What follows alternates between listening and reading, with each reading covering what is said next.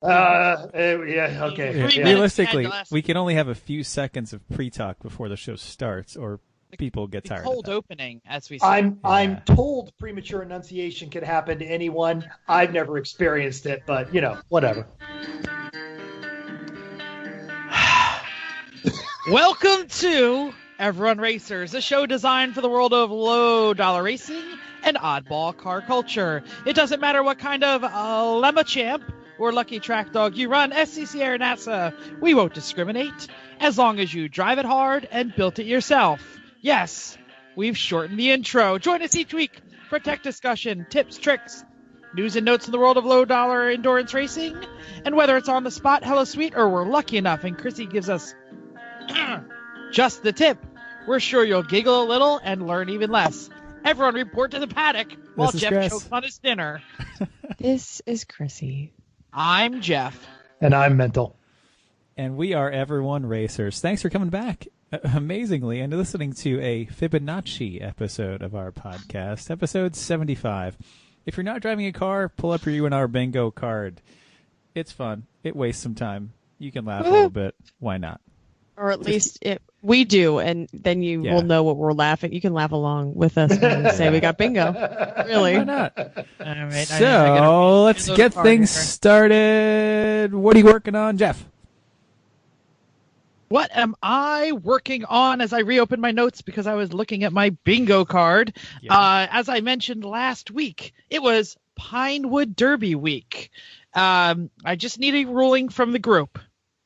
So the race was on Sunday. The Civic lost. Mm-hmm. The adult section, but Jen's car won, and I built them both. So did I win or did I lose? Yes. No, Jen won because it's Jen's. Pretty much. That's why it won, because it was Jen's car. The right answer is Jen won. All right. You know that was my post to her. I was like, but the Civic, great job, Jen. As I said, I build cars that look cool. I'm not so sure they go fast. Did it come home with you? Of course. And I made sure it stayed out of the post-race demolition derby, so it is intact. Excellent. I actually want to mention, and I'll get to you in a second, Mental, that I got some heat for breaking the rules. And there was some good-natured ribbing because just like Lemons in the parent division, you're allowed to break some rules. Because the giraffe head was a little bit ahead of the bumper. And we have timing lights, so they were convinced that I was going to win because of that extra millimeter. Did it have anything to do with where your wheels were situated? No, because it times off the. No, I meant did you? Why did you lose? Why did I lose? Just other stuff was faster. It was actually pretty quick. It was straight. It ran well. The weight was good. Jen's car is just a rocket. So I came in second or third in every heat. The giraffe really does have an arrow effect toward the top end of speed, I have to say. True. Yeah, notably. Could be. I think we were losing 5 miles an hour in the straightaway. The wheels totally stick out from the body, so I am not passing chump. Go ahead, Mental. And honestly, too bad that it won't be a giraffe head this year. But I do want to say you got some social media notoriety. In fact, we were double tapped this week for the Truck Tuesday on the 24 Hours of Lemons Instagram. The Truck Tuesday was the boat. Cool. And you were also not the ombre. Huh. Not the ombre. No, and you were featured as wallpaper on a famous Facebook page. Yes, one of the lemon citrusy pages. The citrusy page. And there was some major discussion. Somebody was like, "Oh, too bad you didn't do the Citroën." And I'm like, "Bam! Picture the Citroën." Far from last Done. You must not have been found. And there's the boat. And what was the other one that I did? Oh, the ombre. The ombre. Yes. This is not new. So I don't know if this belongs in what you're working on, but what am I working on? I'm doing a polar plunge this weekend. Woo! Yes, it is March in New Jersey, and it is freaking cold, and I will be jumping into the ocean in Atlantic City as part of a fundraiser for one of my fraternities. And I am going to actually pimp and try and use the hundreds of people out there in podcast land to try and raise a couple of dollars.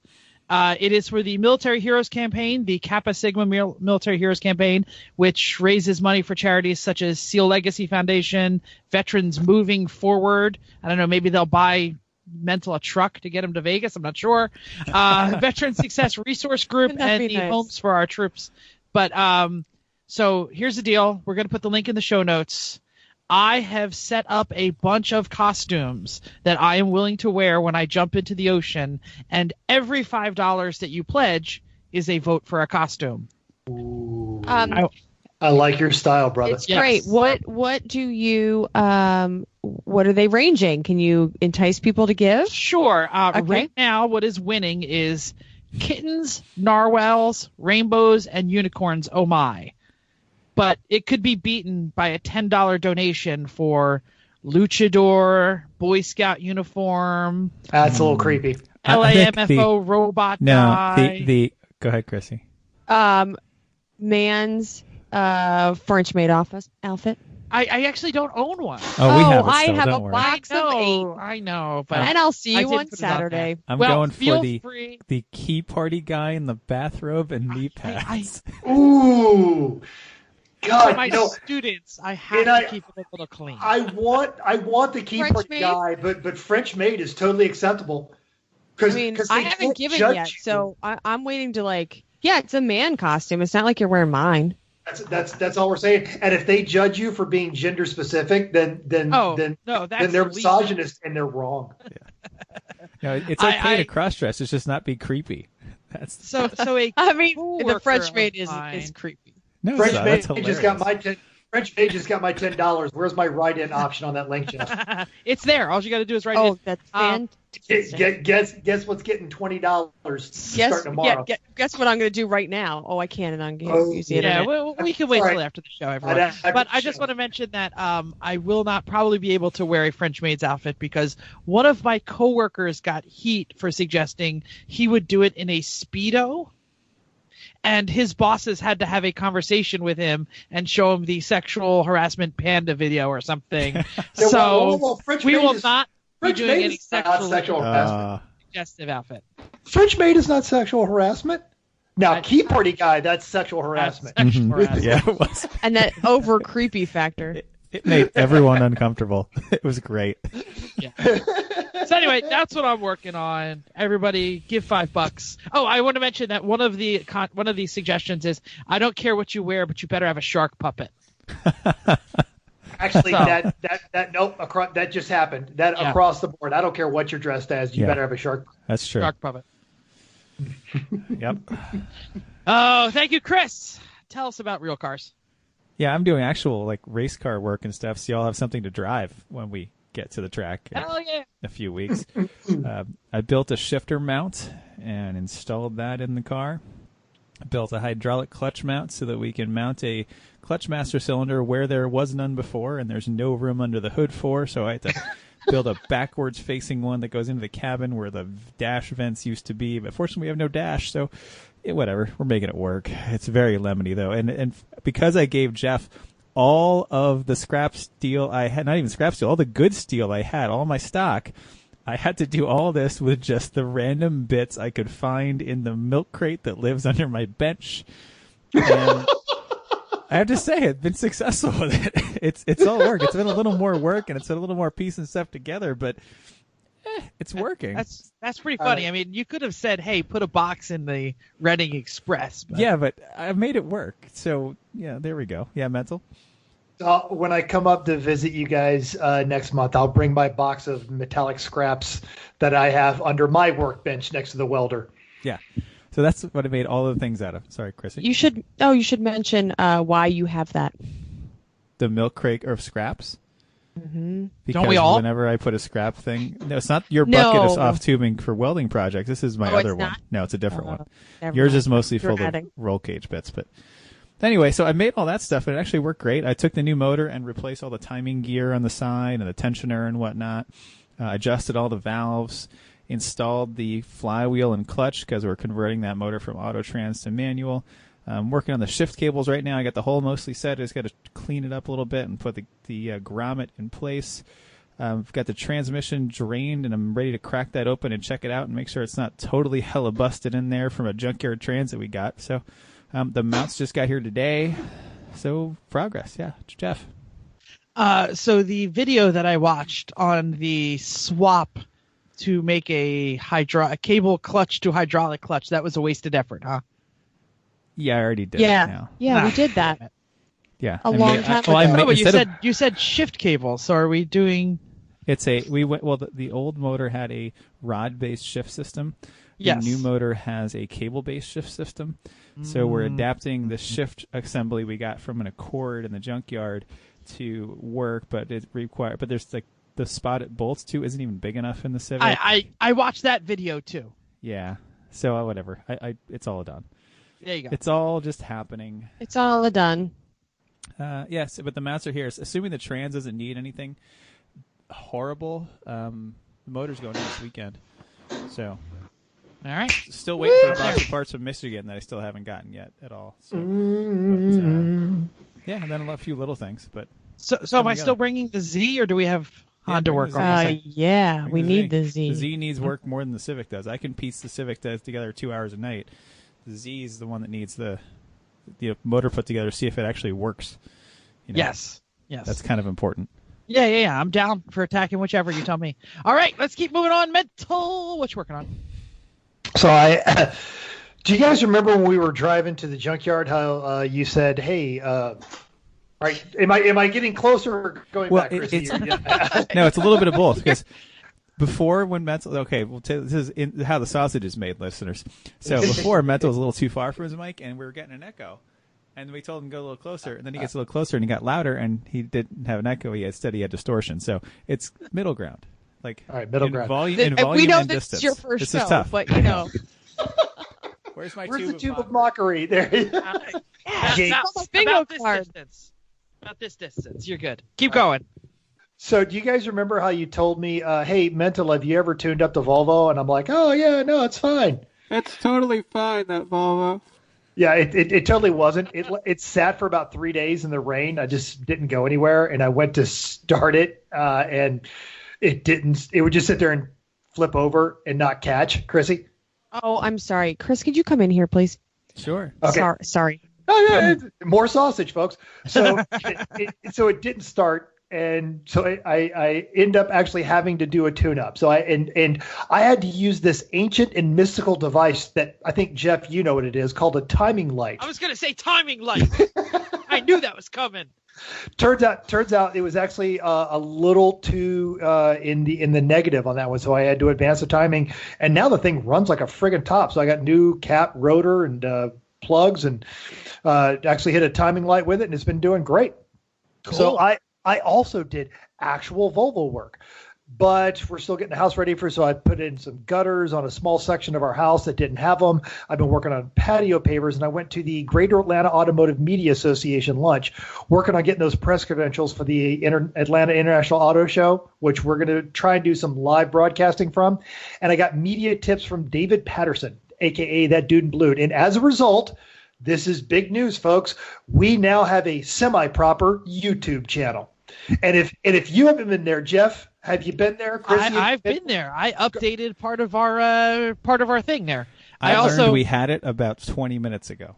Because the intro video, I'm pretty proud of. I didn't see the intro video. Just click on it. Like, don't go there as Everyone Racers. Go there as Jeff, Chris, and Chrissy, and it'll play for you a video. And I listened to all the tips that David said put in his YouTube videos. So you got to have an attention-grabbing first couple of seconds. It's the boat doing a burnout. And then it's the open pipe Ferrari from Extreme Experience, and then some other nonsense. And it all wraps up with Jeff's happy dance at Birmingham. Are you unemployed? Unemployed? Are you underemployed? Are you underemployed? Because it seems like you have a lot of time on your hands. I have an interview tomorrow, though. Ooh. Why are you interviewing? Why aren't you? Are you worrying that your physical's not going to come through, or you just need a gap job? The place that contacted me is a place that I've always wanted to work. Oh, okay. Enough said. Yeah. Mental, why do you have what appears to be a Super Bowl in your drink? It is a frozen. It's a frozen stone. Keeps it cold. Oh, it looks like a Super Bowl from this angle. And up next, the Powerball number is exactly 41. Right. What? It looks like a black golf ball. So I want to mention that I was on the Everyone Racers YouTube page, and that is where I saw, and I won't give it away totally, but I watched a video of a guy putting a Honda motor into a Honda, and I was saying, oh, Chris must have been watching this. This must be what we need to do. And I clicked it, and I was like, oh, my God, that's huge. It's never going to fit. Wait a minute. Which motor is this? K20C with like a turbo on it? I was like, I have no idea what this is. We are not putting a turbo motor into our Honda. The K20C is the new Civic Type R's motor. And if you are a member of Honda Racing Line, which I am, they will sell you a crate one of those with turbo and everything for like $6,500. It's cheap for a 300 horsepower factory reliable car, but it's not going to fit in our car, and we're certainly not putting that in ours. They were putting it into a second gen CRX, and it was busting out all the seams. It was wider than the fender. It was wider than the frame rails. It was everywhere. Yeah.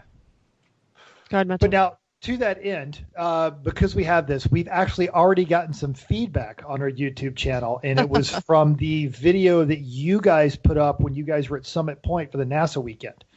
And our buddy... Well, that was a long time ago. Wow. Yeah. It is now all on the YouTube, so if you want to go see that, our buddy Bill posted up there that he wants to see that as an audible E1R episode because you guys gave a lot of great tips about how to go to an HBDE and as well as trailer setup, and it was a lot of good information. It was just the two of you guys. It was the Chris and Chrissy show, which actually he's not lying. That actually was. I also had the stuff up that you guys did from Laguna Seca, and as well as our 3 attempts at recording a live episode. Very nice. I can add some other stuff too because I have and you should. It needs to be at least 10 minutes because that way it can monetize it. And folks, here's the deal: until we start getting subscribers, YouTube won't give us any money. We're not doing this to make money, but so if we get to 100 subscribers, we will actually pick one of those subscribers at random, and we're going to send you guys an E1R gift pack, which will come with our undesigned hoodie, the E1R shirt, and a pack of E1R stickers. So go to YouTube, search for Everyone Racers, and subscribe to our channel. Look, there are pennies to be made by monetizing YouTube. Totally. And we want some some of it. It's penny more than we're making right now. Chrissy, get us back to the topic. Not that we need to make money.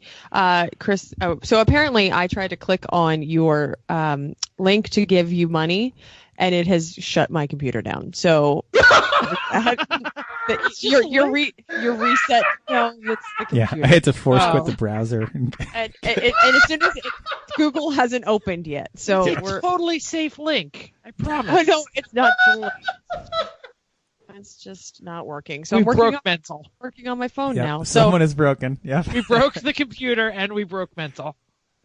Cool. Okay, so I helped Chris with a little bit of car work this weekend, but he's got it handled. So I kind of just open the door and say hi every once in a while and do the stuff that needs to get done while he's working. You tore the whole side of the motor down and got everything ready. Like you definitely were helping with stuff. So yeah, but then you did all the rest. So yeah, I mean, I did a couple hours worth, and compared to your 50 hours worth. So I'm also working. It's the end of our cookie sale. Thank goodness. I'm so excited about that being over. And then it's for Girl Scouts. And then today I hosted a lunch for my United Way committee, and I sat with a bunch of ladies and I wowed them with my racing. Yes, Jeff. Weren't you hiding your racing pedigree from your coworkers?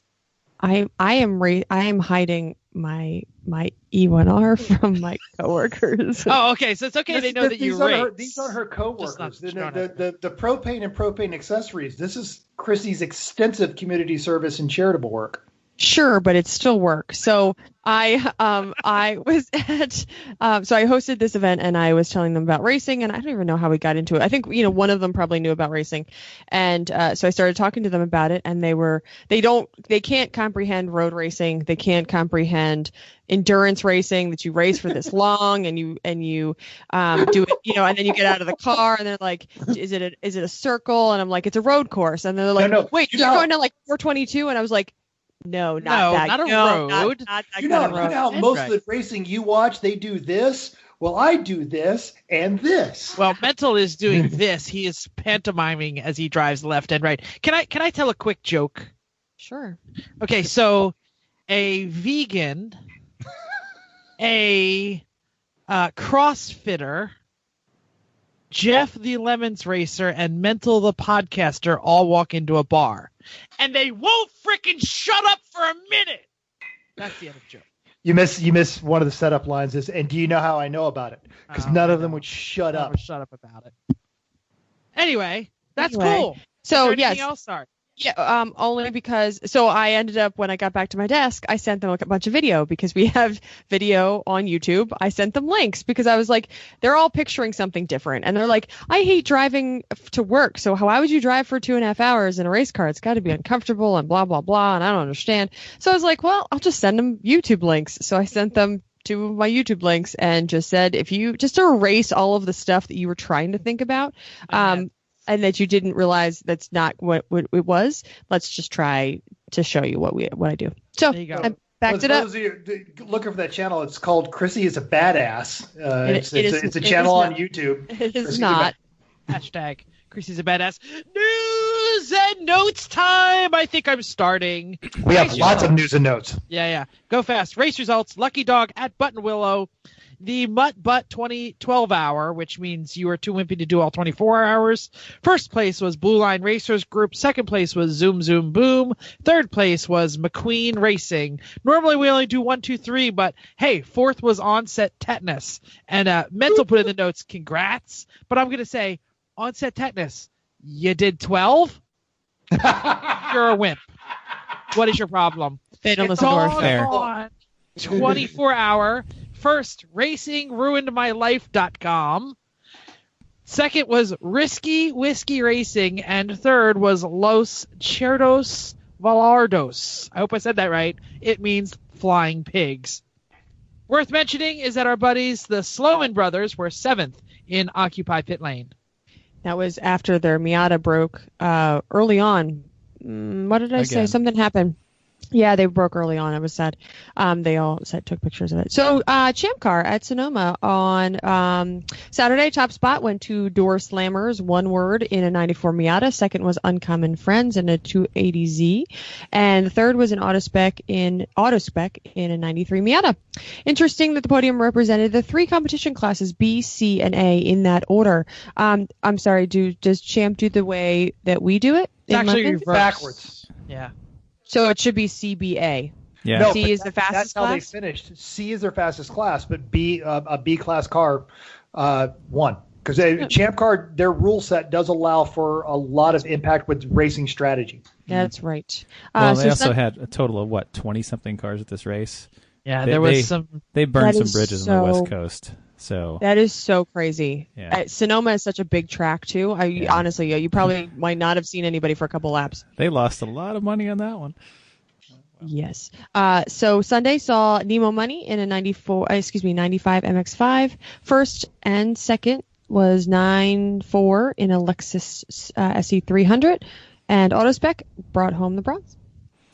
Champ Car's coming up at VIR this weekend, and it's going to be nice and cold and crappy from what I understand for the weather. So that's a shame. So the RVA Graphics and Wraps 12 hours of VIR, 49 cars, 13 of which are BMWs. Boring. There's 9 Miatas, 3 Hondas, 1 Porsche, and the Virginia Tech team is there in an Impreza Outback. Hopefully they're bringing spare head gaskets. Good luck, guys. Yes. Teams Open to deck watch. block. Good choice. Yeah, teams to watch for Pinky's Out and Parts Badger are both on the podium at Road Atlanta. Matt Connolly Motorsports and his The well-named Matt The- Conley yes. Motorsports. the well-named and PR firm vetted named Matt Connolly Motorsports, and not banned yet. We also noted fellow Lemons team Schumacher Taxi is running a boring BMW there. I think that's their southern arm that's doing that. So good luck to everybody. There it is. Do we have a wrap-up from Arizona? Did anybody lose it? Or No, sorry. I We just I missed did, it. I didn't get to it in time. If you guys want to cover it real quick. The rolling wreck BMW E36 compact 4-cylinder 318 Ti, I think, was the winner. IOE was, I don't remember. Hang on 2 Nine-fingered seconds, Richters, I'll take and One- the C-class. GD Yeoman won the C Yeah, class. won the C So class. well done for them. I was only thinking about when we were talking about how cold it is going to be at VIR. I was thinking about and how it snowed cold it in was Arizona. there. It Good a for lot. them. It It did. was cold. Snow So, in Arizona, good what's times. interesting is I was at one of those snowed out races 3 or 4 years ago, and it's actually not usually the track; it's the paddock that'll have them deciding whether or not they have to, kill it, or I think it was dry during the race. I think it was.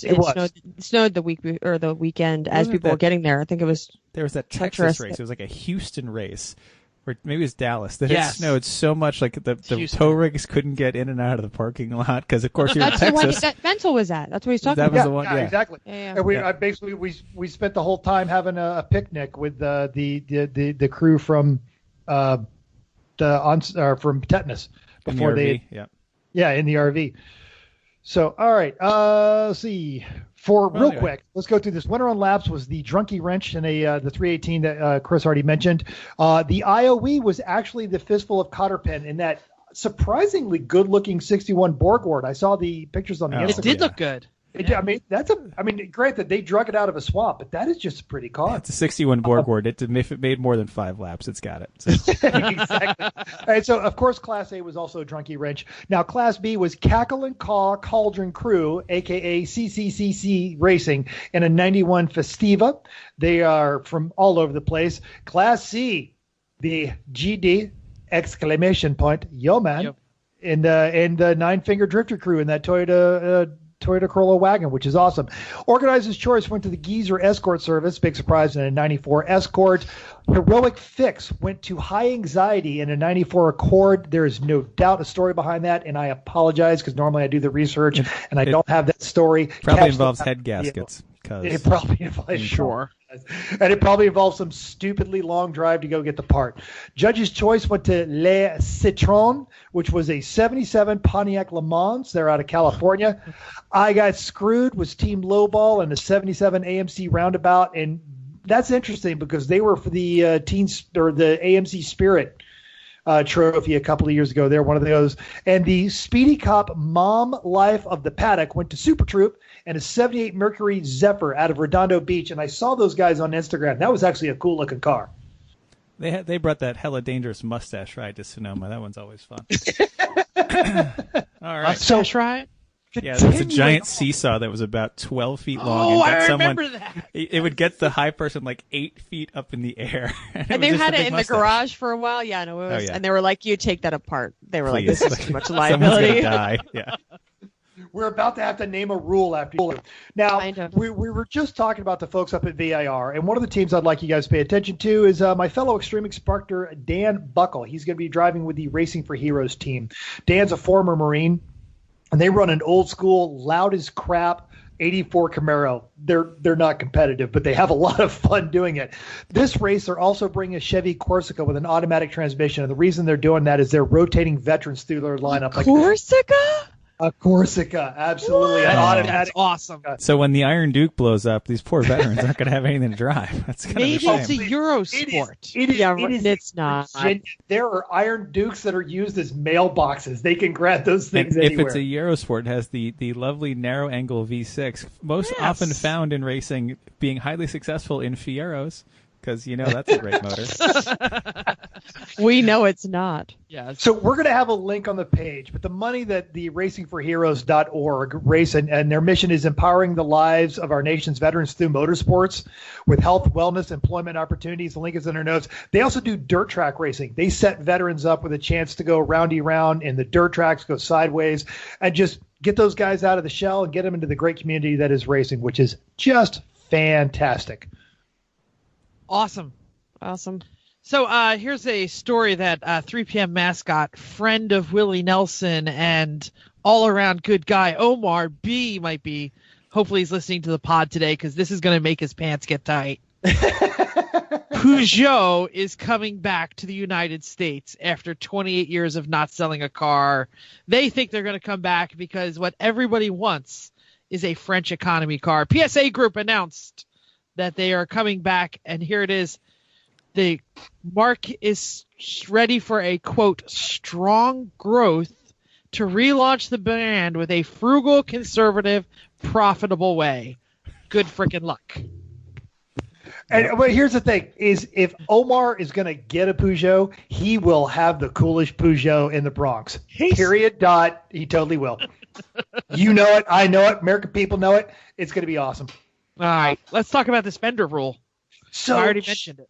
Champ Car has a new fender rule, and the idea is that it's similar to NASCAR, and they've got a video explaining it. But basically what it comes down to is the tires are going to use a straight edge from the fender with a level on it straight down at the 10 o'clock and 2 o'clock position. And that's going to basically get those guys to keep their tires tucked in the side of there. Now, they're going to still have their race camber setting, but the tires can be checked at any time during the race, pre-race, post-race, impound, and during at any time. And if it incurs damage during the race, it's responsibility to correct the damage before they return on the track. This is going to be a challenge, and Chrissy's got some insight into that. So the reason of this rule in 2019 is to reduce cars climbing each other's tires in side-by-side contact. This is a safety issue. Ooh, Chrissy's talking about safety. And tech plans to Hold strongly... on, that's on my card. Right, it's on your card.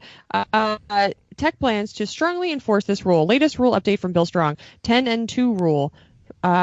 While tire size is open, tires may not extend beyond the cover of the fenders from the 10 o'clock to 2 o'clock positions. Interesting. Fenders can be stretched or rolled over and cover wider tires, and flares can even be made. However, any added materials used to enlarge the fenders will be charged at the material rate of whatever 4.7.735 million dot exclamation point. Screw you. It's 4.3.2, but Chrissy already touched on it. And what's interesting is because they've got that point system, and you are charged points for these flares based on the material. So you get 3 points for a square foot of fiberglass, 1 point for plywood, and most of these fast-end cars in Champ Car, these guys have maximized their car according to the rule books. They're 500-point cars. Jeff, Chris, let me jump in before you do your conversation about Lemon's rules. But let me finish my point then. Well, I was waiting for you to be done. Call me when you're done. So the fast end of the pack of these guys are 500-point cars and close to it. So some of these flares are literally just razor blades where they have bolted in the absolute minimum of sheet metal over the top of their fender flares, which is what everybody's calling a razor blade fender flare, which is going to slice the crap out of any tire that comes into contact with it. Or the other option is you get those cheeseball, JDM, Brodozer, bolt-on fender flares, which are going to crumble at the first point of contact. So they are raging on a debate over at the Champ Car Facebook page. Can I just say that this rule, the way that they're attacking it is, I loved our recent conversation with Bill Strong, but this is a window in how rule books get overcomplicated.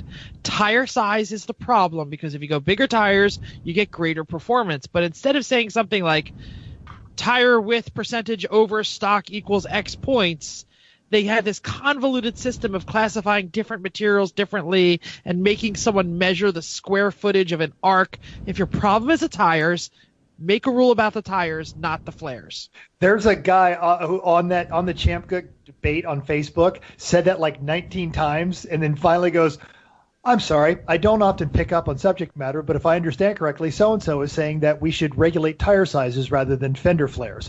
And his suggestion is it would be a whole lot less complicated of you're only allowed to increase your tire size by X amount. And be done. And be done. Chris. Or just say, fit it in the car, deal with it, shut up. Yeah, Lemons has the same rule. It's more, actually. It's non-points, but fenders, doors, and hoods, they've got to be there. They all have to make sure that no tire surface extends past the body, really, because that's from things like a surprise party, when Sorry for Party climbed up the back of that 300ZX into the window. And there's a video out there somewhere of Eyesore getting right up next to somebody, and Eyesore actually going completely airborne. Like, the entire car a couple feet in the air. It's really actually impressive. But then the car lands and they keep driving because they're badass like that, because they're Eyesore. So, yeah. Stick a pinky out the window. Yeah. Insert Mustang tire here. Yep. Pull the seat covering out of your butt and keep driving.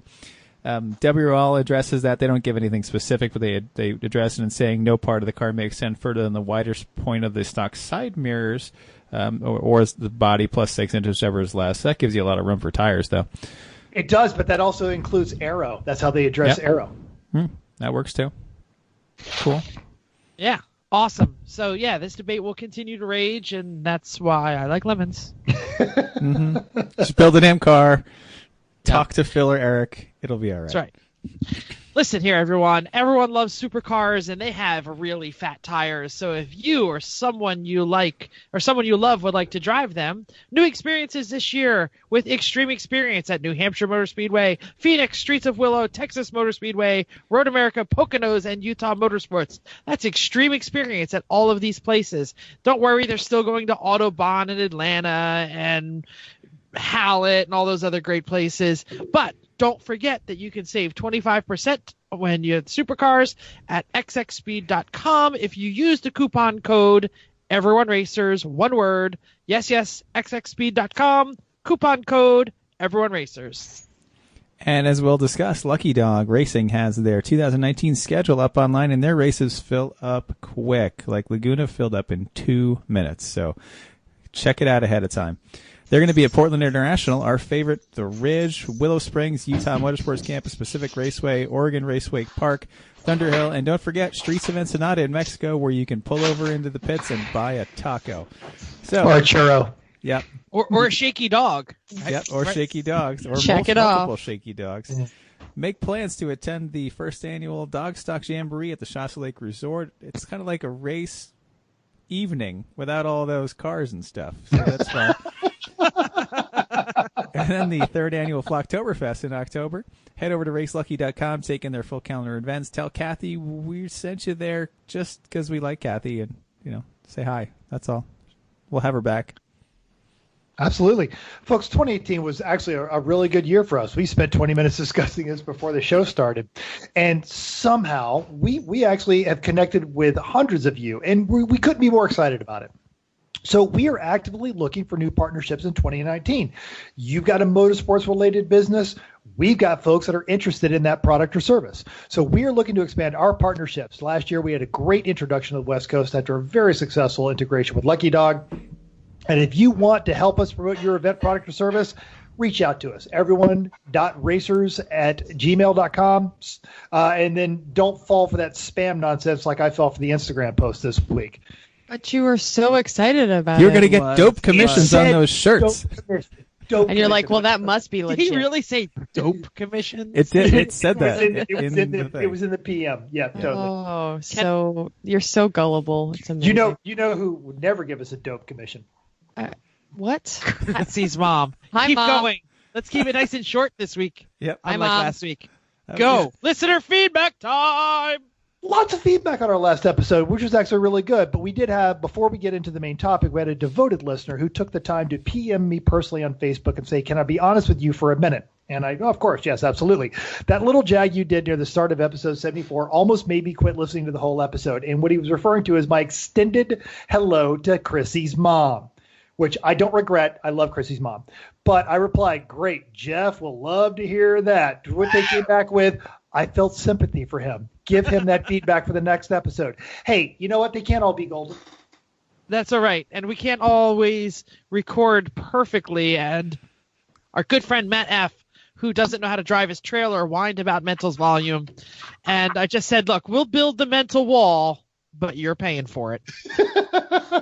And Matt, we did try to talk about why we think it happened last week. Sorry to all of our listeners that we blew out their ears last week. We apologize. hopefully have corrected the technical difficulty. We'll see. Or you might have A already little. done it, and they're just like, oh, this is just you guys. Okay. Our friend Eric M. said, something I've not seen anyone mention yet was the firstborn and lastborn concept. There's such a difference between the eldest child and the youngest child that like Myers-Briggs, once you know their traits that you're looking for, it's pretty amazing. They are very different people. And the more sibling compressed in between, the stronger the difference becomes. And then there's single children. Those are animals of totally different color. And then I said, you're right. Can you guess which one we are? But I don't know that he responded. Oh. And honestly, listeners, if you know if we're the oldest, the youngest, the middle child, or the only child, go ahead and throw that up on any of our social media. We'll talk about it. Or any combination of the above to make it a tougher question. Because that actually is the right answer for some of us. Yep. Oh, that's right. Ooh, some of us, I'm not going to, Southern people, their family trees don't always fork. in the way that you expect them. I'm only kidding. Let's get on with this our rally buddy, Santiago Daniel Iglesias, who we also spoke about off the air today, and about how wonderful his show was. If you haven't heard the rally show, please go back to that. Said, aren't these not far off from horoscopes? And Michael K., our buddy, jumped into our defense and said, nope, I'm an a-hole, and it's pretty accurately shows of what type of a-hole I am. David Spinett said, Santiago, no, this is the real deal. This just didn't fall off the reality TV tree, but it's the cornerstone of Jungian psychology. I just wanted to say Jungian psychology. That's why I read You sure it's Jungian, not Jungian? Jungian. Okay, sure. Hey, Eric K., our teammate, said, inspired by this, I just completed the test and was amazed at the insight it had into my personality. Holy crap, just reading my personality description was like a history of my life. Lots of fun, thanks. Chris Egan talked about taking almost every personality test out there. And, quote, I went through my work's 3-year leadership development program. They make you take a couple of different self-tests every year before the conference. I started purposely answering the test specific ways to drive the answer in one direction or the other, just so I could pretend to talk about something other than the fact that I'm introverted to hell. By the 3rd year, it was fun pretending to be someone else in a different group. Well done, Chris. That shows high levels of awareness and manipulation.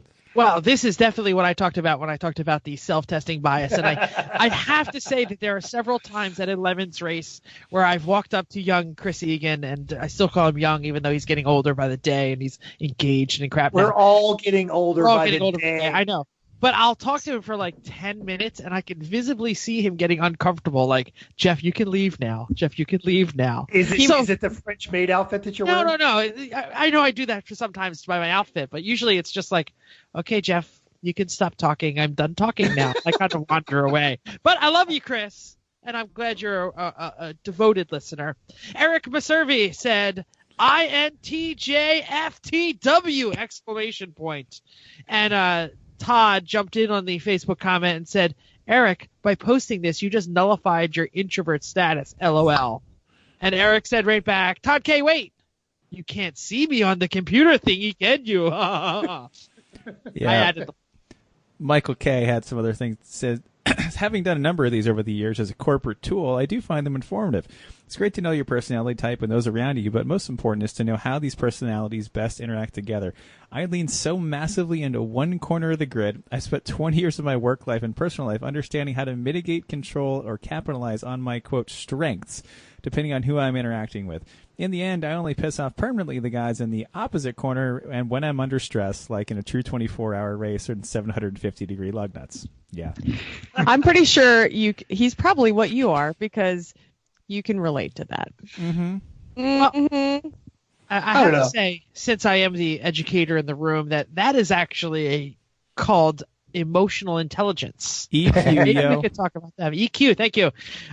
Let's stop this psychobabble. Mental, really, you got something? Let's just get on the main topic. Well, I was just gonna let Eric Maservi know that Todd K. is one of my buddies from the military, so he is watching you, Eric. Man! Topic time! Okay, we're talking today about the 21st century anti-theft device. Do you know what that is? Oh, that's true. Everyone on this show drives a manual transmission car.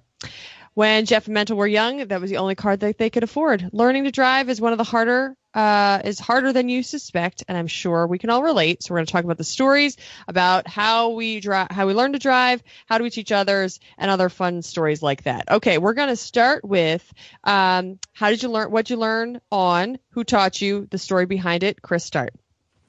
Okay. When I was a kid, I lived in Germany for a year. I don't know how many people know that.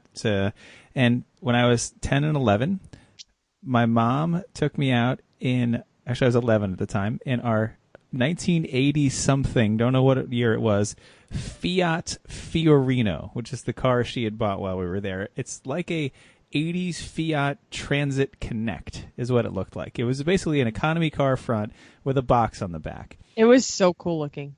Yeah, I mean, it was awful to drive, even like knowing what little I knew then. It's like, this isn't very good, but whatever. That's what we had because it was cheap, and someone we knew was selling it, and we camped in the back all over Europe in that thing.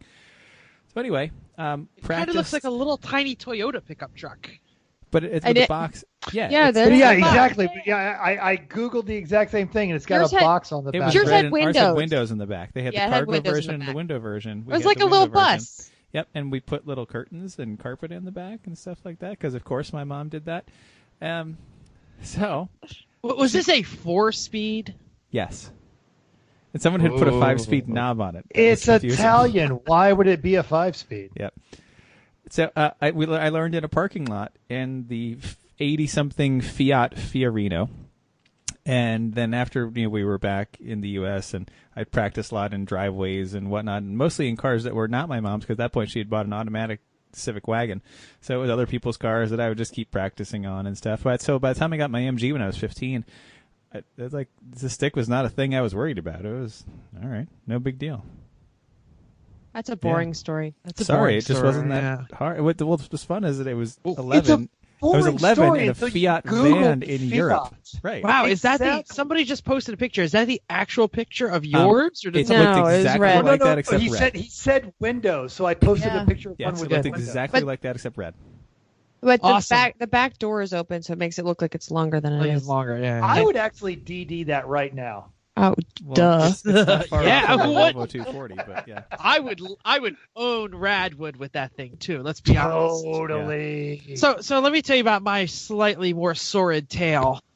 So my mother and my father drove stick cars my entire life growing up. I grew up in the back of a rally car, and for some reason, approximately the time I turned 15-ish, my mother got her favorite car ever, a Chrysler New Yorker. This is the K car version with the turbo 4-cylinder. Oh no. Did it have the turbo. automatic? Did it have the voice? Did it have the voice that would tell you? Did not have the voice. Did not have the voice. Oh. So, and my father, for some reason, bought a Cadillac, and it also was 2-pedal. So right at the time that I was going to learn to drive stick, the 3-pedal cars disappeared. But that's okay. My super best friend for life, Steve the doctor, he wasn't a doctor back then, bought a 77 Triumph Spitfire and taught me how to learn on that sucker. And let me tell you, we beat the piss out of that thing around every corner. And you have not lived. Chrissy, I'm looking at you. You're drinking a cardboard carton half-gallon of Wawa lemonade, downshifting and steering at the exact same time in a Spitfire. That's why it's not a problem. Every taught single me- Spitfire ever had the living piss beat out of it everywhere it went, Totally. basically. It was a 1500, great car. But anyway, It was a I terrible learned car, but in an afternoon. I practiced a couple of times. The only stick car we owned was a 1951 MGTD. I drove my father around the block. He said, "You're good, but check out this flat shifting." He showed me how to flat shift that sucker. And when we got back, I had blanket permission to take it whenever I needed to. Not for joyrides, but, hey, borrow the car. And also permission to take it to the prom. That's right. That was my prom car. That's dope. As you the cannot oldest get guy, in the front seat of a 51 TD. as the oldest guy here, I got to know what flash shifting is. What? I'm sorry, I have. You're from the South? You're a hoon? You've never done that? Are you talking about clutchless? I've never heard the phrase. Flat shifting is leaving your foot flat on the gas. Oh, As okay, you yeah. flip all the right. clutch and move. Now, this is a spring clutch with no synchros. So you It has match synchros revs. on 2, 3, and 4. It's a match revs upshift. Yeah. Okay, never heard No, the it's- phrase. Understand the concept. It's also just abusing your weak transmission with Yes. an engine that has 45 horsepower. Yes, exactly. Because that was the only way to get any performance out of that sucker. Chrissy, you have a fascinating tale. I don't know if it's fascinating, but it's something. Okay, so my dad had a Datsun 210 that died around at the time that I was about 10, we think. And so I used to help him shift, but I don't really know that I knew what was going on. So it's just kind of like, he had a stick shift, and I was like, okay, I will help. And when he says, put it here, do go this way, and I'm like, oh, okay, fine. Yes. Yep. Yeah, Okay, so yes, so then I got into cars and I watched other people drive manuals, but I still didn't know how to do it. So my parents still drive autos, and somewhere between a minivan and a Pathfinder and blah blah blah. So at some point in my life, my dad says, you could go to college, or you could or I'll just give you some money. And I was like, I'm going to go buy a car, which was a great idea. So, but at the time I was into Volkswagens. We all know about this history. So when I was going to go get my car, I decided I wanted an R32, but I ended up with a 2-point slow. Same thing, right? Like, it's a Golf Totes. 2.0. Golf, Yeah. 4-door, 2-point slow. What year would this be? Just make me feel really still old. won. You still win, Chrissy. I didn't, because You already made me feel old, because that number is going to start with a 2. Yes, it is. Oh. 2000. So yes, and so it was a terrible car. So but I was going to buy a stick shift that I didn't know how to drive. So I borrowed my parents' Pathfinder, and we drove to DC to go to a shady dealer that sold me a 2-point slow, which I fell in love with totally. Of course, it's my first car, so I was excited about it. And I feel even older. It was a used 2000. Oh, yes. God. Remember, So old. she graduated from high school in 2002, and this was after that. Oh, I'm old. Yes. So I bought a 2000 Golf, and so I bought it from the shady dealer, and then driving it home. So I was in my Pathfinder. My ex was in my new car, because I didn't know how to drive my new car. And on the way home from the dealer to a place we were staying, the water pump went. So it starts spiking, and it goes. And this was a Friday afternoon. So always is. Yep. And so or maybe it was Saturday, but it didn't really matter. And we didn't know what was wrong with it. And here a water pump went. We did the thermostat. We did whatever we could. And of course how old was I? 18, maybe. Yeah, I was probably about 18. No, yeah, I was about 19. So we didn't make it home, and eventually we had to drive it. So we fixed it, and we'd Monday morning, just ended up being a nightmare drive home. And then we took it back to Philly from DC, and I learned how to do it in a drive in a high school parking lot. And so that's where I drove. But I will tell the rest of the story in the next segment. Mhm. I stalled. Mental, you're up. So go ahead. So here's I've mentioned my stepdad. I love my stepdad, but he was never the most patient teacher. And he also owned 3 Pintos in a row. You know how you kind of rebel against your parents? We had two. They were both red. All right, so I say that the reason I'm such a gearhead is because my dad owned 3 Pintos. So oddly enough, this is a bit strange for me, but I never understood the mechanical concept while I was driving with him. So I don't. So I would just parrot the motions that I saw him doing. Then one day, me and some buddies, we were at it, and he was actually playing Joust, the old video game. He was playing Joust, and he was having a really good game at it. And he grabs his keys out of his pocket and he throws them. Just put your arms down, Chrissy. Just stop. All right, people my age know what Joust is. It was awesome.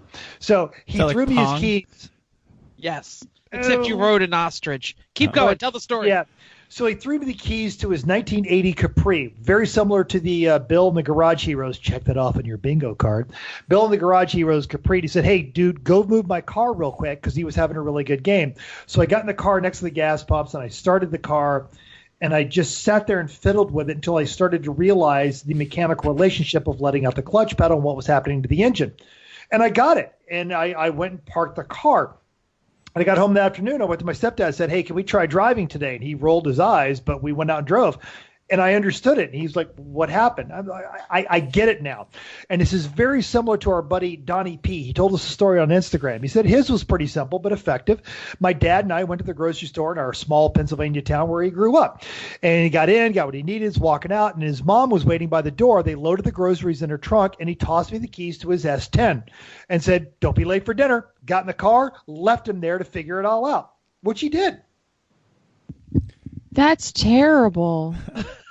Or highly effective. Oh. Highly No, effective. then you're probably going to do it wrong. Well, it depends on the person. Sometimes you just need someone to leave you alone to figure it out. Like I had a friend. Mental talked about. Yeah. I had a friend who whose dad worked out in the wilderness at times, and he basically just said, "Here's the keys to the Land Cruiser," and they're out in the middle of nowhere, and just said, "Figure it out." And 72 Land Cruisers got all the torque and giant flywheel, and in the middle of a field, you can figure it out.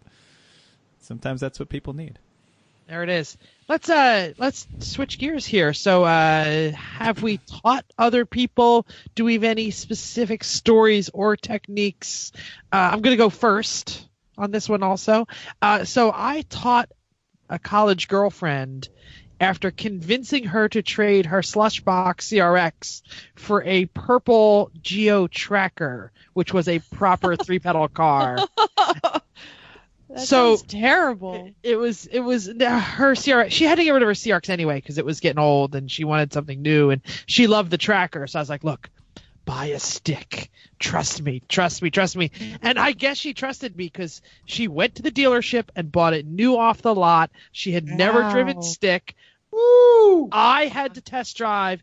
I had to drive it off the lot. We went right to probably a high school parking lot, and taught her right there. She was a pro in no time. She knew she wanted to drive stick. She had no mechanical ability, but she was, don't worry, I got this. I want that. I watch you drive it, and I want it. So there it was. I did not have a stick car at the time, so. Okay. Well, I have not similar story. So I didn't have the best teacher. So my ex didn't really teach me all the things I needed to know when I learned to drive. So I was driving a stick shift, and he didn't tell me an important topic, that you can have the car running in neutral and have the stick in the middle and get out. So for I don't know, a couple years, I didn't know you could do that. So I thought you had to have it in first to go anywhere. And if you took your foot off the clutch in first, you would stall. So I didn't know that I could get out of the car. I just thought you had to turn off the car every time. It's one of those things that's like kind of important to learn. And when you're teaching people to learn how to do this, if you don't realize what you don't teach them sometimes, or he was just a bad teacher. He's probably not a listener. So I didn't know that. And so that was a thing that I learned. Go ahead, Mental. That's key if you're teaching, is understanding the mechanical aspects of it, because no one ever sat me down, and I've always made it a point every time I've taught. And you know what? If you are listening. Okay. So I also, real quick, it's part of the thing, and we probably talked about it at some point, but I stalled so many times, and that's the perils of learning how to drive stick. I was not one of those who just picked it right up and, had no problem. That was not me. So for a while, every time I wanted to go out, I wanted to take my parents' Pathfinder instead of my car. So I get this brand new car. I'm so excited. And I'm just said, every time I stalled because I just couldn't, it took me a long time to figure it out. And then I would go to my job that was in the parking lot, two parking lots over. And I would be like, okay, I only stalled 20 times. And I would get out of the car just completely shaking. And then I would be like, well, it was only 10 times this time. And eventually. Measurable progress. That's what they teach you in this world. Yes. So that's my story. Mm-hmm. Go ahead, Chris. I taught plenty of people when I worked at the car dealer, because you'd be surprised at how many people come in and don't really know how to, or one spouse does. Were these customers or are these okay? Oh yeah. Oh, and I taught definitely a lot of other employees. When it was customers, it was in their own car. When it was employees, it was whatever trade-in we could find. The clutch works and the car didn't smell too bad. So we did plenty of those, and over in our storage lot. You get one spouse who wanted the stick and one who didn't. So I'd say, I'll teach it. What the hell? So. Good excuse to do that. How hard can it be? Yeah, I've taught other people, especially in college. My friend had a car that was a stick, and that was kind of the town bicycle for learning how to drive stick in the Price Chopper parking lot in Saratoga Springs, New York. After which I would demonstrate how e-brake turns worked on the way back. So that poor little Civic. Straight how to talk to law enforcement officers? No, that came in other times. So, some good success. Some people picked it up okay. Some people less so. Some people just can't understand the pause once the clutch starts to engage. They don't understand that. They think, oh, it's just linear. Just keep foot moving. And as much as I say, come up till the car starts to move, then pause, then go. As soon as the car starts to move, they go, oh, I can take my foot off now. Dunk. And they just can't get jerk it back, how many times I would talk it through and demonstrate. I don't know. I was a bad teacher, I guess, because I couldn't get them to figure that part out to smooth out. Yes, Jeff. I'm a big fan of the learn the clutch without the gas. So have them slowly pull the clutch and feel it without even attempting the gas for a while. I think you're right. Yeah, just if you can get it rolling without touching the gas, then you can easier learn how to add gas than trying to do both at the same time. I agree. I think that's a good way to go if I would ever teach anyone again. That's certainly not going to be in any of my cars, but, who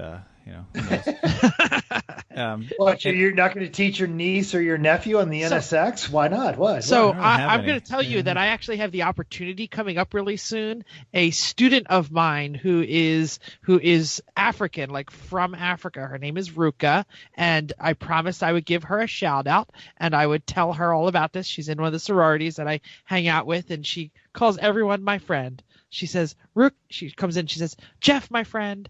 And she's really cool. And I'm going to teach her how to drive stick because she just got her driver's license this week.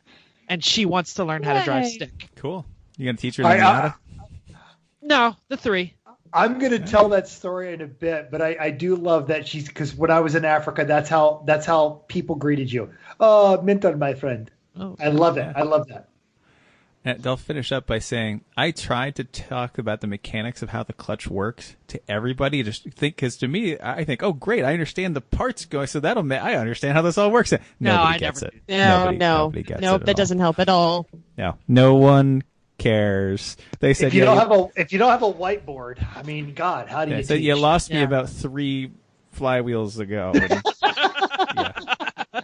Or I just gotta go find a sandwich. I don't care about that. People don't care. No, it's just magic. Right. Mental, tell us your story. Go. I've actually taught everyone I've ever dated. There's this terrible old movie called How to Lose a Guy in 10 Days, and one of the things is the protagonist, who's a girl writing an article. She says, "Oh, I've decided I've liked him enough to let him teach me something." And it's Matthew McConaughey and Sarah Jessica Parker learning how to ride a motorcycle. So that's always a cheap date is, oh, I'll teach you to drive a stick shift. I don't have to spend any money. Except for my wife, Vicky. Now, Vicky will swear to this day she has no idea how to drive a stick shift, but she can because I tried the cheap date. Let's learn how to drive my Suzuki Samurai. She's like, okay, yeah, I got it. Totally. And she totally did, like push in the clutch before you come to a stoplight, all of it. And she knew how to do this. Now, her baptism by fire came when we had our first 911, and I had a tendency to drink too much, and then she'd have to drive me and usually a friend of mine home, too. I'd be crammed up in the back seat. So, but this is a bit of a role reversal from our friend Dan Buckle. Jeff, what do you got? I was just going to say that I also did not teach my wife how to drive stick because she drove stick since the day she turned 16. She actually had the license plate that I wore during my sorry for party days that said I stall, and her father bought it for her as a joke, and it was on every car she had until we left the state of Pennsylvania. That's hilarious because the 3-Pedal Mafia Facebook page, which you should all visit, by the way, has Steve the dishwashing fairy wearing that exact plate, and now I know where it came from. That is hilarious. Yes. So a bit of a role reversal is our friend Dan Buckle, who I talked about earlier. He had on our Instagram post, he said, I was 13 in Oxford, Alabama. There were 2 girls in the springtime that let me drive their Plymouth Duster home. The first time I'd ever driven, let alone driving a stick shift. And I remember crossing the center line several times while looking down to see what gear I was going into. I got out of the car several blocks before my house so my parents wouldn't see me. Duh. What were those girls thinking? Wow. Memories. Oh, that's cute. That's awesome. I have to interject here. I forgot that I taught Allison and Chris how to drive stick, our friends that we did Babe Rally, which may or may not be on your card because I think I took it off because we don't talk about it enough. But I'm pretty sure I taught Allison in the Miata. Mm-hmm. We taught everybody in the Miata because that was so easy. The Saab was a little hard. We had it still. We still have the Miata when we got the Saab? Yeah. And then we. I was daily driving it at that point. Yeah, that was before we butchered it for my Miata. Yes. Mm-hmm. So I just forgot about that. Sorry. No, that's good. That's awesome. And you taught them both. Mm-hmm. You didn't split it in one, like Chris teaches one and you teach the other? How? Cool. Like, Chris wasn't there. I was They don't know how to drive a stick. Well, Allison learned a year before Chris did. Yes, right. So. She did. Oh, that's right, because she went on the Babe Rally. Yeah. So they did know how to drive a stick, and then they got into a car that the gas tank fell out of, and yet they both still drive cars. That's an impressive. And they still ask Chris for car help. Mm-hmm. Well, of course, because he fixed the gas tank on the side of the road. Some snot-nosed Eagle Scout and some other Air Force puke. But my recommendation of the Toyota Sienna has been spot on. Sienna's a good choice. Yeah, absolutely. It is a good choice. Especially now with their kid number 2 due, and they have the family all around, and they go on vacations with it, and then bring home stuff with it. It's so handy. It's like a truck, but it drives nicer. Better stereo too. All right, somebody ask the next question. Okay, Chris. Has your ability to drive stick ever gotten you into or out of a sticky situation? Yeah, I got nothing on this one. Someone else go. All right. Chris, it's go definitely for it. helped me. I've got a long story. Yeah. It's definitely helped me in winter weather conditions, like really difficult winter weather conditions, living in Massachusetts and Montana and places like that, where being able to have the finesse, it'll get you out of some low traction situations. It got me into some sticky situations and the fun of burnouts, but things like that. But not that sticky. Well, only the tires were sticky after that. That was about it. Yeah. People who don't drive stick don't understand that the amount of control that's given to you by the clutch really will help you in slippery situations. Mm-hmm. My wife's most famous story is in her Legacy 2.5 GT Turbo BMW Killer. When we lived on the top of the mountain, she turned up our street, which had a pretty good incline, following the plow, and the plow started slipping backwards towards her car, and she downshifted, popped that sucker straight around the plow, past the plow through the unplowed snow, flipped him off on the way, and got into our driveway. Now that's North Jersey for you, right there. Which is why the lovely and talented Jen is still the lovely and talented Jen. I love that car till the day it blew up. Which, like all turbo Subarus, it will eventually. Yes. So just about getting in and out of sticky situations, my time with the United Nations, we drove diesel turbo 4Runners. They called them Hilux Surface. And I remember we had to take a mandatory driving class from a guy from Sierra Leone. And he's driving around and he's telling me, and he's preaching that he is such a better driver than all of us. There are 3 of us in the car. And I'm just uncharacteristically biting my tongue going, I have a BMW and I'm a racing instructor. You are an idiot. But we had a lot of fun once we got out actually into the desert, and I was showing everyone my Colin McRae imitations, which incidentally, you can't take a 4Runner stick shift sideways through an entire 180-degree turn down the side of a mountain face. You just got to work hard at it. Yep. Exactly. You just got to build the boost before you get there.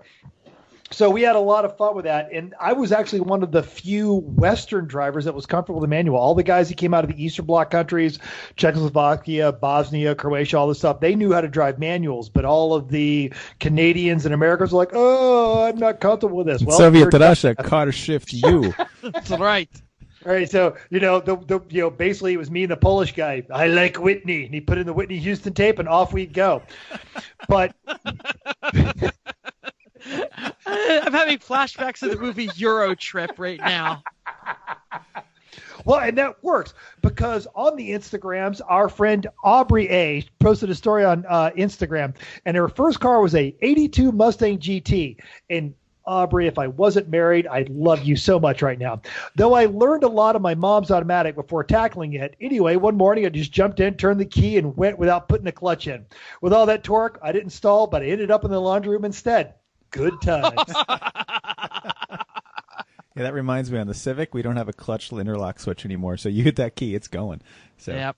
FYI. Yeah, my Volvo's like that. Oh no! I've Good. never Good. had a Lemon's car move accidentally into the tow vehicle ever. Nope. Or The Citroen or has wall never of hit my truck. Dodge at Thompson. I like when Steve, I think it was, came out and was like, "If that car drives away again one more time, I'm gonna get it out of here." And he's like, "Stop making it drive." Everybody's running after it. It's driving away. What Chrissy, is if you're going to do Steve McDaniel, you got to sound like you smoked a pack of Camel unfiltered. That car drives away without anybody in it. I'm just picturing everybody's scrambling because the car just keeps driving. But he did it with a nice smirk on his face because he was laughing just as much as anyone else that the car just keeps driving away. I mean, fortunately, we didn't hit anybody else's car, truck, Except RV, or mine. anything like that. Thanks. I was so upset when that It happened. wasn't just you. I know, but Chrissy. I'm the only one who actually hit the Suburban. Oh no, Chris, the bring Suburban keeps getting hit or people hitting stuff with it without me driving. There's three Well, I know that, separate but I was occasions. the only one who did it. I'm with the knocking Citroen. on wood right I now thought- because I love the Yukon. I love the Yukon almost as much as I love the Mercedes. Yep. Chrissy, Anyway. take us to the next topic. Sure. If you've been car shopping, any funny car stories about buying or selling? I already told mine. Hefe, go ahead. So when I was shopping for the mighty long roof Mazda 3, we were up in North Jersey at the time, and I had crashed my protege. So I was I was working night and day, and I was driving that terrible Civic Jeff that I complains owned. about work. Sorry. So my wife had to go to the Mazda dealership without me, and she wasn't even telling me because I was convinced I was going to drive that terrible bubble butt Civic. So she went to the Mazda dealer without me to okay, I'm going to go look at the new 3s. They had them in a field, a gravel field. They were packed so tightly that she said you couldn't even get your butt in the door. And she says, where are the stick shift Mazda 3s? And the salesman was like, they're over here. Can you pull it out for me? Because there's no way I'm getting it out. Oh, no. And I said, squeaky voice because Adolescent. yeah, There we go. Oh, Yeah. ma'am, could you please pull it out for me? I swear to God, he looked just like it and sounded just like it. So she had to be taco in the fryer. Oh, let me get it. Ow! Ow! Ow! So yeah, I she hope the had to lovely say and talented Jen punched him in the junk. she should have. No, actually, he was a great salesman, and I liked it, and we got a great deal on that car. But she said, "Yeah, give me the keys." Upon this, just got in there. Yeah. I was going to say Give me something the really keys dirty and there. Shut your woman boy. I'm going to yes. show you how it's done, little boy. Yeah, so she pulled it out, and she said, "Now watch me drive it." And anyway, we bought it. It was great. But I do want to say that selling 3-pedal cars have been way harder for me. I had the worst time selling the first Rally Baby Saab or Rally Saab. It was a nightmare. People kept showing up in North Jersey. They didn't know how to drive stick. They'd be like, "Oh, it's not an automatic." I'm like, idiot. It says right on there, 5-speed. There's a picture of the stick. No one in North Jersey can drive stick, and no one on the planet can read a Craigslist ad. So that's my statement. Yep. Judge Phil had a whole thing about trying to sell a manual trans car a while ago. So he even has this Craigslist ad where he put in a video of here's how to shift. Here, these are the pedals in giant letters. This has a manual transmission. That means it has a clutch. That means no, it's not automatic, and just keeps going on like that. And as he said, he still had people who were just showed up and said, surprised. "What? It's not an automatic?" Yeah. I'm butting in front. Mental, I think you got bingo because I did say something about an RV, and I also just got bingo. So I just want to make sure that we're establishing We did talk about we talked about the Houston race where you guys just crashed in the RV the whole time. Yeah, and but I just said right now we drove the Citroen, which also how's the Citroen paperwork? Oh. And you didn't even see her climb that top turnbuckle with the metal chair till bam. Yeah, we're coming up on sucker. 2. No, is it 3 years since the Citroen's last race? No, it's not. It's coming up on 2. minimum, No. if not 3. Jeff, Jeff. same. Oh, is there an actual question here? I'm just looking for my E1R bingo card. Yeah. Yeah. When are you taking that day off to go check on that? We had a lot of snow last week, so I didn't get off. So I don't have. Oh Fun. my Someone complains about the God. weather. Did the New Oh, that's true. the New Jersey guy just complain about snow. No, I think didn't. it's I You got- just just talked New about Jersey how sucks. your wife, Yeah. technically it was a complaint about my job. your 'cause we were wife snowed out. drifted. Your wife drifted past a snowplow. Yeah. And that was a work. That was Yeah. a work complaint because we got snowed out at work, and I had to change a lot of things. And when you plan events for a living, and you have to now cancel a bunch of events. Can we keep going? Yes. Anyone else got anything on this topic? No. So I will tell this story because it's funny. The one of the other teams I raced with, the Road and Track and Friends team, and I've told the story to you guys in private. I don't know if I told on the show. Jesse Lazier, you can follow him at Jesse Lazier on Instagram. Jesse Lazier showed up at the New Jersey race. This guy is a Daytona wearing, multiple IMSA winning race car driver, walked over to the Miata, looked at the stick shift and said, I don't know how to drive one of those. No. Because he's 20 years old, and he went from karts straight to flappy paddle gearboxes, so he's never had to deal with it. So they took 10 minutes and taught him how to drive the car at New Jersey Motorsports Park, put him out there. He gets in the car. He's 3 seconds faster than everyone, and he gets out of the car and goes, yeah, I just left it in fourth because it was so much easier than shifting all the time. Wow. There it is. Anyone have anything else to say about a 3-pedal car Now, before we go on? everyone that I've ever bought or sold has been an enthusiast car, and most of them even only came in manual or were highly preferred in manual. I've never had a non-enthusiast manual car to deal with. You had a Saab. 9,000 turbo. and 9,000. I sold it on the GRM Well, board, yeah, so there. You That did was sell it it. on the GRM board. Yeah. Well, that was Watch great your mouth, audience. because the 4 of us spent a lot of time underneath that car. I daily drove that for over a year after that, actually. Yeah. And we took it to IKEA, and people took pictures of us with it. Hell yeah. It was painted like the Swedish true. flag. People were like, Blue "Oh my with god, yellow that's so stripes." awesome!" We're like, "Yeah, we belong here." Ciao. Yes. Or whatever. Anyway, it is on the spot time. We're done the main topic. I am switching it up just to surprise everyone. Click the link in the show notes. Car and Driver has just released let me read it exactly off the top here so I say what it exactly is. Every car you can still buy with a manual transmission in 2019. In the notes it says we're going to pick our favorite car. On the spot, we're going to go around the horn. What is the most surprising car on the list that is available in a manual transmission? Everybody ready? Go mental. The Hyundai Genesis, because I am fascinated by that brand, and I love that they are G70, basically. right? I know, right? And they're going after the Lincoln Town car. know, So right? basically, it's a Lincoln Town car. Now, the with a G70 manual. is the 3 Series competitor. It's That's what a the small- new Genesis G70 is. It's small rear drive, like 3 Series size. That's what that one is. Okay. This isn't the old school It's- Genesis you're thinking of. This is the new It is. Genesis as a brand as opposed to a model. So it's what the Genesis Coupe should have evolved to Yes. when it was still under the Hyundai brand.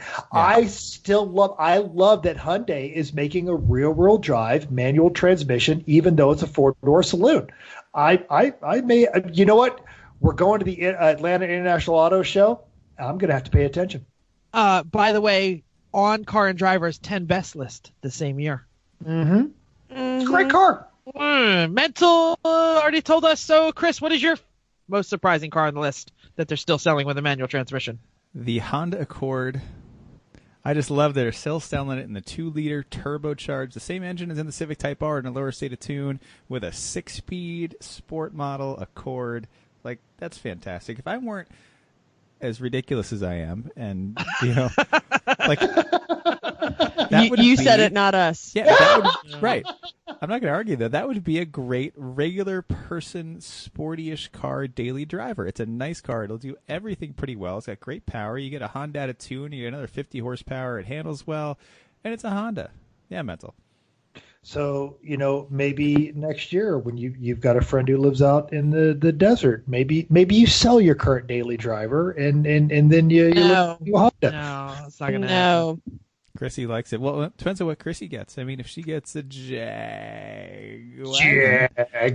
we won't need the long distance car because that'll be the long distance car. So then I can just drive the NSX more. There you go. Chrissy, your most surprising car on the list. Maybe I should be driving the NSX more because it's my car. Actually, so I'm somewhere between the Sonic, which is cute, but now I went back down to the Versa sedan. Hell yeah! And we're talking surprising here. The biggest penalty box on wheels. The Versa sedan. And so I have to read this to you. At $13,000, whatever, which seems like a lot, the base Nissan Versa sedan with its standard 5-speed manual is the cheapest new car you can buy. It also happens to be as bland as tap water, and most of its appeal is generated from that low price. Considering everything we said about the applying here. I didn't know it was available to 5-speed. Yeah. I thought it was awesome. Nissan was like the first real big group to be flagging the flag of the CVT, especially on their little cars, and it worked out really well because they all broke at about 70,000 miles. So when they first released them, I'm sure they're better now. I roll, definitely. But they're just so awful. Like I'd rather drive the Chevy Sonic or any variety of Daewoo, or like they are just the lowest common denominator of car. It's so tragic that Nissan went from building things like the 90s Sentra SER and the 300ZX we've got, right? Yeah. And all those cool things to just not a ZX, a Z. There's a vast difference. To these terrible, terrible, terrible things that they build these days. Ugh. Okay, Jeff did give his. What is yours? I know. I actually was in the same book you were, but I found a worse car in the list. Oh, did you? Oh, the Mitsubishi Mirage G4. Nice. Who knew Mitsubishi was still making cars? B, a car manufacturer that is dying. Why would they continue to put multiple transmissions in? And this might even be worse. Car and Driver's words quoted: "We don't give out 1-star reviews on the regular, but for the Mitsubishi Mirage, it's nearly generous. With a 78 horsepower inline 3, an overall mediocre execution, and not particularly cheap price, the Mitsubishi is a new car best avoided. The 5-speed transmission is great, but the CVT is worse." Nice. They're serious about this, Go Mental. So 2 things. One, Mitsubishi is basically the Radio Shack of the automotive. No one understands why they're still in business, but they are. They have fallen even harder than Nissan. If you the only way they're still alive is we can get you approved. That's true. True. The and the other thing I was going to say on there is I actually love the idea that I can buy a Chevy Spark manual. That takes me back when I was a teenager. You could actually still live on minimum wage. I'm not trying to start a political argument. Me and all my friends, we all worked crappy restaurant jobs. Check off Mental tells a story that goes nowhere. I already had it checked off. Darn. We all worked crappy minimum wage jobs, and we delivered pizza, and half my friends had entry-level Nissan, Toyota, or Mitsubishi pickup trucks that you could buy with nothing, and they didn't come with a radio, didn't come with air conditioning, and you could do all of this stuff, and you just could beat the crap out of those cars, and they would take all of the abuse, which is why we use them to deliver pizza. Well, the Chevy Spark is a Daewoo. That's why they make it in manual. There it is. Yep. Very cool. Chrissy, plug the next show. Okay, we're ready to move on. Thanks for that.